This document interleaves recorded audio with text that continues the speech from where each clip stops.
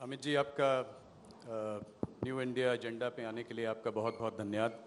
हम लोगों ने ये शाम बिताई है यहाँ पे कुछ ब्रेव सोल्जर्स, उनकी फैमिली के संग, जिन्होंने अपनी जान भी दांव पे लगाकर देश के लिए लड़ाई लड़ी। इन लोगों से मिलकर, इन लोगों को देखकर मन में आक्रोश भी होता है, गुस्सा भी आता है। तो इसलिए मेरा पहला सवाल जो है आपसे इसी विषय पर रहेगा। आपकी सरकार ने पहले सर्जिकल स्ट्राइक्स भी की, अभी बालाकोट पे एयर स्ट्राइक भी की। इसके बावजूद जैश ए मोहम्मद और लश्कर ए तैयबा पाकिस्तान में फ्रीली काम कर रहे हैं, घूम रहे हैं और आए दिन कश्मीर पे हमला कर देते हैं। तो इस पर सरकार का क्या कदम रहेगा? क्या इसका जवाब है इससे कुछ बड़ी स्ट्राइक या कोई और कठोर कदम? देखिए, मैं मानता हूं कि 10 साल पहले अगर इस प्रकार के कठोर कदम उठाने की शुरुआत हुई होती तो आज दोनों हादसे होते ही नहीं। सर्जिकल स्ट्राइक या एयर स्ट्राइक और इससे बड़ी स्ट्राइक, एक भी निर्णय, एक भी कदम हमारी ओर से शुरुआत नहीं है। मगर भारतीय जनता पार्टी की नरेंद्र मोदी सरकार ने आतंकवाद के खिलाफ लड़ने का नजरिए में बदलाव किया है। पहले लड़ाई भारत की भूमि पर होती थी, जब वो घुसते थे तब हम रोकने का प्रयास करते थे, कुछ वो मरते थे, कुछ हमारे जवान शहीद होते थे। अब हर एक घटना के बाद उनको मुंह तोड़ जवाब दिया जाता है और जहां से आतंकवाद शुरू होता है वहीं मर्म स्थान पर चोट करने की शुरुआत भारतीय जनता पार्टी की नरेंद्र मोदी सरकार। ये अप्रोच का जो अंतर है, मैं मानता हूं यही इसका समाधान है। हम किसी की सोच नहीं बदल सकते, क्योंकि ये सोच जहां पनपती है वहां हिंदुस्तान का संविधान के दायरे में नहीं है। मगर जहां पर पनपती है वहां अपने आत्मरक्षा की अधिकार का उपयोग करते हुए हम उस पर चोट जरूर कर सकते हैं, और ये करने की शुरुआत भारतीय जनता पार्टी की नरेंद्र मोदी सरकार ने की है। चाहे वो सर्जिकल स्ट्राइक हो, चाहे एयर स्ट्राइक हो, इसी का द्योतक है कि अब किसी को बख्शा नहीं जाएगा।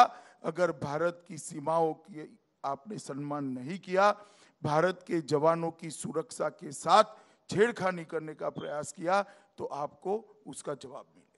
तो इसका मतलब आने वाले समय में अगर ये चलता रहा तो इसका और कठोर जवाब दिया जाएगा। नीति के तहत ये कह सकते, इसको ग्रॉस स्टेटमेंट के नाते नहीं देना चाहिए। मैं नीति की बात कर रहा हूं। अब आज भी अगर आप देखें तो जैसे चाहे वो पाकिस्तान के प्रधानमंत्री इमरान खान हो, आज भी उन्होंने कुछ प्रूफ हम लोगों से मांगा है कि पिस्तौल किस मेक की थी और FIR लॉन्च किया कि नहीं किया भारत सरकार ने। तो इस तरह की छोटी मोटी चीज़ें करके वो ये दिखाते हैं कि इस बारे में वो सीरियस नहीं है, सिर्फ बात को टालना चाहते हैं। तो आप उनसे अपेक्षा क्या करते हैं? क्या वो स्वीकार कर ले? ये संभव ही नहीं। सवाल पाकिस्तान के प्रधानमंत्री का नहीं है, हमारे यहां जो इस मुद्दे पर राजनीति कर रहे हैं उनका सवाल है। पाकिस्तान तो यही करेगा।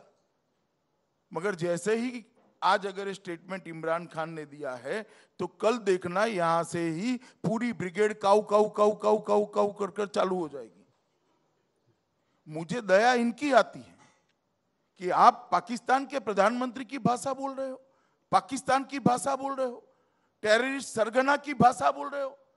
किस दिशा में देश को ले जाना चाहते हैं आप? कहां खड़े हैं? पहले आपकी साइड तय करिए। देश की जनता के हितों के साथ खड़े, शहीद जवानों के साथ खड़े, देश की सुरक्षा बलों और सेना के साथ खड़े, या उनका हौसला बढ़ाना चाहते हैं? यहां पर जो राजनीति करते हैं, ओछी राजनीति करते हैं, उनको जनता ने पहचानना चाहिए, जानना चाहिए। ऑपोजिशन पार्टीज की आप बात कर रहे हैं तो उससे ये सवाल आया कि ऑपोजिशन पार्टीज अभी भी कह रही हैं कि ये जो अभी मिशन शक्ति हुआ, ये इलेक्शन के इतने पास हुआ, मॉडल कोड ऑफ कंडक्ट लागू था और उसके रहते भी प्रधानमंत्री ने एक नेशन वाइड एड्रेस किया, तो कहीं ना कहीं भारतीय जनता पार्टी इस चुनाव को राष्ट्रवाद के मुद्दे से जोड़ रहा है और उसको उसके तरफ से आगे लेकर जा रहा है। तो उसमें आपत्ति क्या है? राष्ट्रवाद के मुद्दे पर चुनाव नहीं होना चाहिए क्या देश में? मैं मानता हूं देश का हर चुनाव राष्ट्रवाद के मुद्दे पर लड़ा जाना चाहिए और देश की जनता ने तय करना चाहिए। और जो ये बातें करते हैं, मैं इनकी ज्ञान वृद्धि के लिए बताता हूं।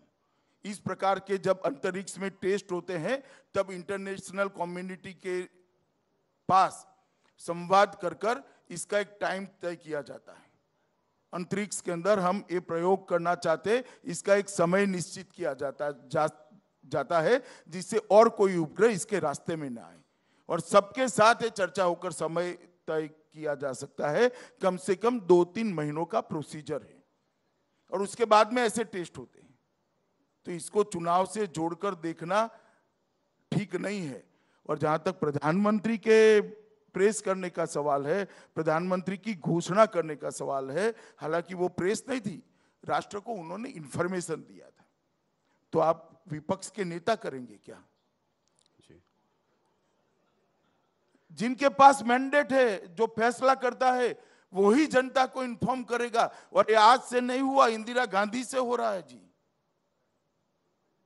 तो जब उनका प्रधानमंत्री करे तो ठीक है, और अगर मोदी जी करें मैं तो... ऐसा नहीं कहता, मैं इनको याद दिला रहा हूं कि इंदिरा गांधी के समय से हो रहा है।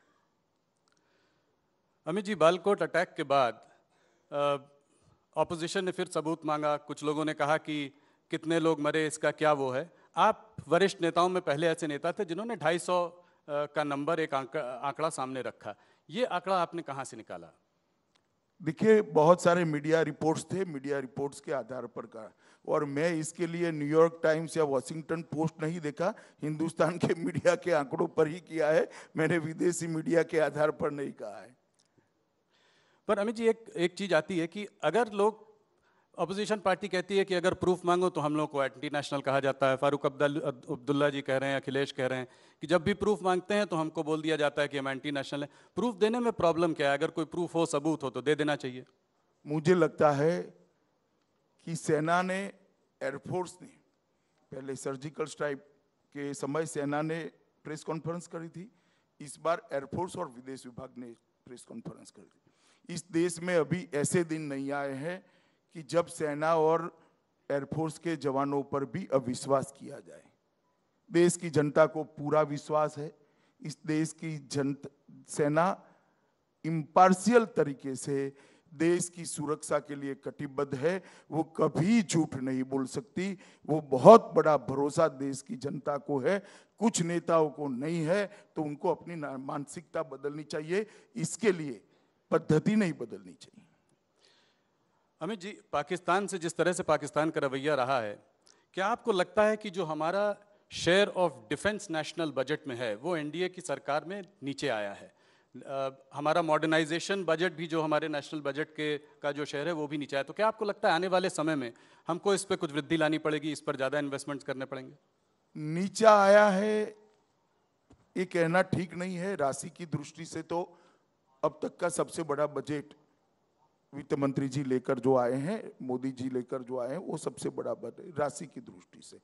हो सकता है हमने ढंग से हथियारों की खरीदी की होगी तो व्यय थोड़ा कम हुआ होगा, परंतु मैं मानता हूं कि पर्याप्त मात्रा में बजट दिया गया है। और भारतीय जनता पार्टी की सरकार की टॉप मोस्ट प्रायोरिटी देश की सुरक्षा है। इसके अंदर कोई गोताही नहीं की जाएगी। यूपीए की सरकार के समय 10 साल तक सेना का मॉडर्नाइजेशन, सेना की संचार व्यवस्था का मॉडर्नाइजेशन और कोऑर्डिनेशन बिटवीन 3 विंग्स, इसको किनारे पर रख दिया गया था। भारतीय जनता पार्टी की नरेंद्र मोदी सरकार आने के बाद तीनों के लिए 15 साल का एक चरणबद्ध समयबद्ध कार्यक्रम बना है और वो कार्यक्रम समय पत्रक के हिसाब से ठीक ही चल रहा है। अमित जी, कश्मीर में आर्टिकल 370 और 35A को खत्म करना बीजेपी की मांग रही है। क्या आपको लगता है कि आप उसको इस बार फिर मैनिफेस्टो में लाएंगे? और पिछले 5 साल में आपकी सरकार इस दिशा में क्या कर पाई? देखिए, जहां तक मैनिफेस्टो में लाने का सवाल है, 1950 से भारतीय जनसंघ और बाद में भारतीय जनता पार्टी के मैनिफेस्टो का हिस्सा रहा है। हमारा देश की जनता के प्रति कमिटमेंट है, इसमें हमारा कोई बदल नहीं हुआ है। जहां तक क्यों नहीं हुआ का सवाल है, राज्यसभा में बहुमत नहीं है। मुझे लगता है 20 तक ये भी हो जाएगा। अमित जी, भूतपूर्व प्रधानमंत्री अटल बिहारी वाजपेयी जी ने इंसानियत, जमहूरियत और कश्मीरियत की बात की थी।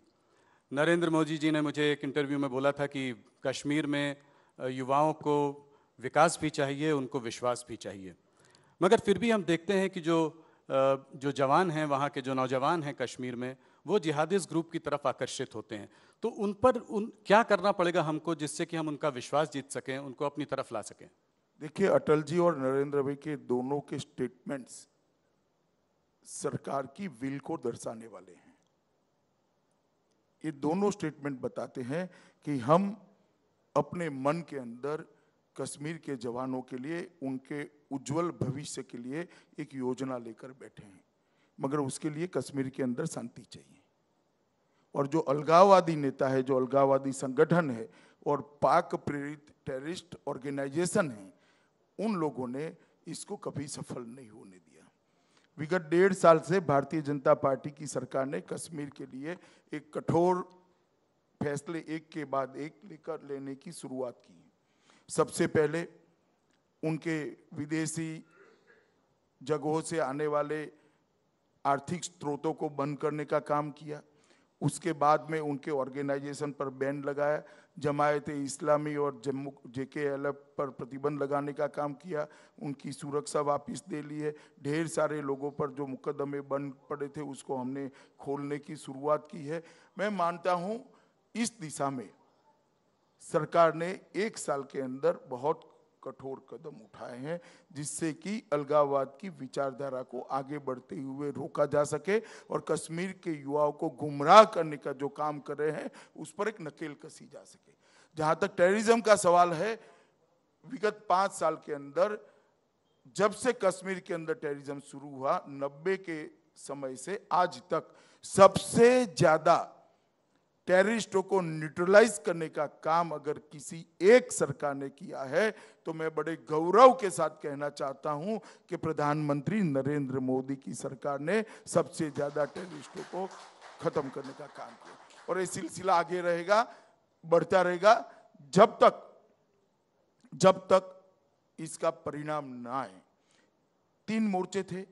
एक तो टेररिस्टों के खिलाफ हथियार से जवाब देना, अलगाववाद के रास्ते पर कश्मीर के नौजवानों को बढ़ते हुए रोकने के लिए अलगाववादी संगठनों पर नकेल कसना, और तीसरा मुद्दा था कि दुनिया के अंदर कूटनीतिक के माध्यम से पाकिस्तान को अलग थलग करना। मैं मानता हूं इसमें भी भारतीय जनता पार्टी की सरकार को बहुत बड़ी सफलता मिली है। एयर स्ट्राइक करने के बाद, पाकिस्तान की भूमि पर एयर स्ट्राइक करने के बाद पूरी दुनिया भारत के साथ खड़ी रही है। पूरी दुनिया ने भारत के आत्मरक्षा के अधिकार को एक्नॉलेज किया है और पूरी दुनिया भारत के साथ भारत ने जो कदम उठाया है उसका स्वागत किया है। कश्मीर के बारे में पाकिस्तान आज दुनिया में अलग थलग पड़ा है। किस प्रकार से नरेशन बदला है आप कल्पना करिए। 5 साल पहले नकली हिंदू आतंकवाद की चर्चा देश में थी, आज पाकिस्तान के दुनिया में थी, और आज पाकिस्तान के